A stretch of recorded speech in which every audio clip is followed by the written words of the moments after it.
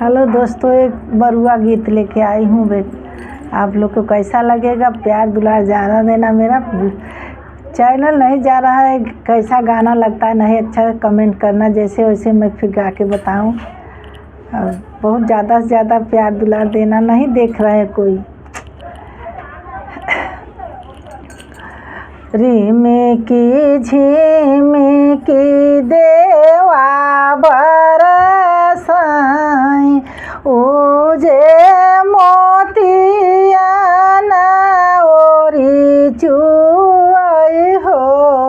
ओरिया ओरिया आई बुआ कावनी दे, ओन कर भी जाई पीताम्बर हो।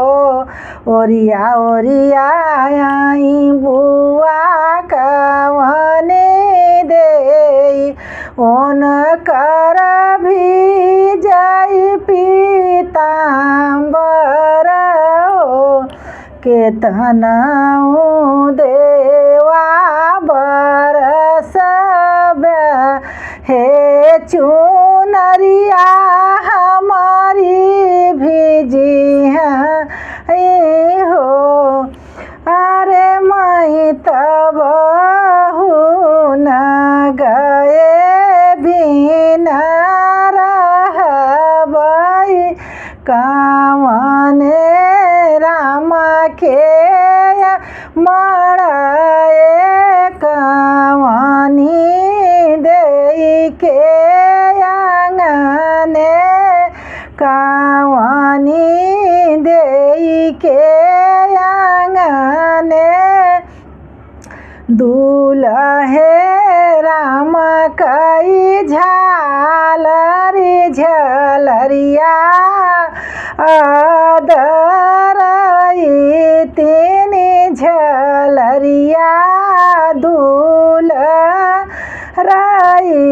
तीन झलरिया।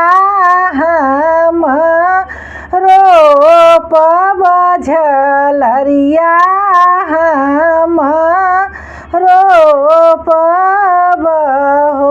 अरे मोई तब न गए बिना रहबई, अपने भैया के आंगने तब भौजी के मड़ाए भतीजा का जाने हुआ, भतीजा का जाने हुआ।